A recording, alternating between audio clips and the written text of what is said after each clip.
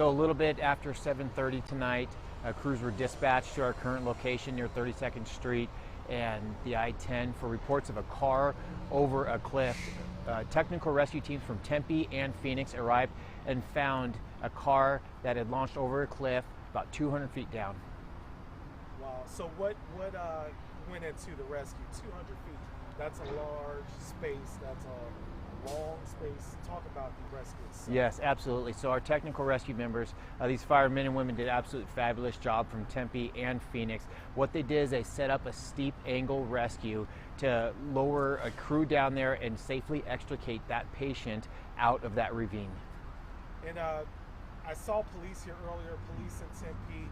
A source has said there were several agencies involved.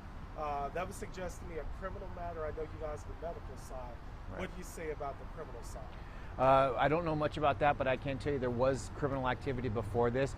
But like I said, once we got on scene, our main focus was the safety of that patient. You say patient, is that one? Or? Yes, we did have one patient, adult male in his 20s, was transported to the hospital with rib pain. You said with rib pain? With rib pain, yes. These precautionary measures. But non-life-threatening? Non-life-threatening, no. We have a system where he was alert and oriented times 3, so he's answering our questions appropriately. Our rescue is transporting him to a local hospital for further evaluation. What can you tell us about kind of where he landed, his vehicle? Was it kind of brushy? What's the scene like? Yeah, that's a great question. So there was a lot of dry brush, so our crews going down that cliff had to remove a lot of that dead vegetation. Once they got down there, they were able to set our patient up in a basket and safely raise him to where our other units were. No, again, I know you focus on the medical side. We saw police here. Where are the police now? I mean, this isn't over. This is a lot of crews around here, a lot of vehicles. It seems like this is going to be going on a while. Yes, absolutely. Like I said, there was some sort of police activity before we arrived on scene. I can tell you that Tempe police was out here, Phoenix police, and the U.S. Marshals.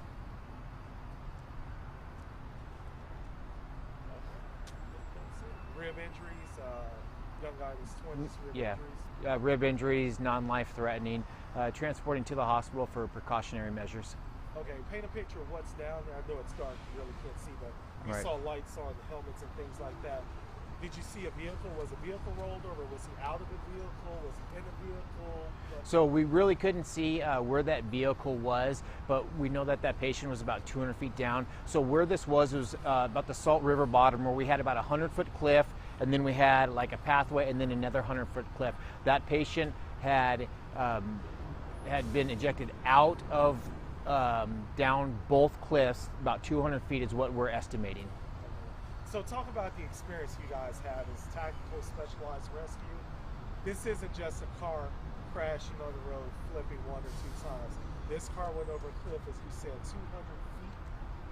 That's a lot. Just rib injuries? I mean, is that really all he's dealing with right now? Right, that's what we've been talking to the patient, and right now he's just complaining of rib injuries. Yeah, absolutely. 200 feet down is substantial. This is a high risk, rescue for our members, low frequency. So in situations like this, they're going to take their time. They're going to make sure they can get contact as quick as they can, but safely. 200 feet down, like I said, pretty substantial fall. Our members are technical rescue members, are used to mountain rescues, water rescues like this. Something where there is a steep angle rescue. It's definitely a high risk, low frequency. Let me ask something else, Captain. So you just said got a call for a car going over a cliff. Yeah. We can't see from here an open space where a car went through a cliff. We did see a video and watch with our eyes you guys cutting a gate. So where's the point of entry where the car went over? So I can tell you that the point of entry is at, like, if we're going to go negative 200, that point of entry would be at 0 feet. So right where we're standing right now, not this location where our members made entry, but it is relatively close to where we are right now. Did he basically come off of like I-10 or? So what we're hearing right now is that all we have is that he went over the cliff. We do have an entry point. It's about 50 feet from where we're standing right here.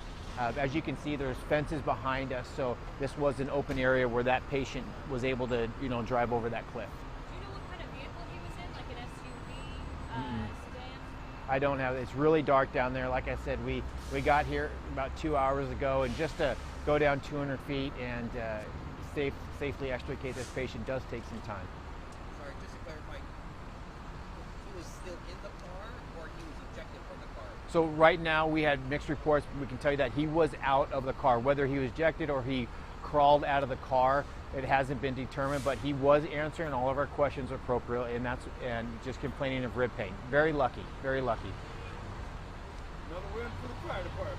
Yeah, well, I can tell you that these firemen and women, they train all year, for situations like this. Like I said, we're used to Piestewa Peak and Cholla Trail and going up Echo Canyon.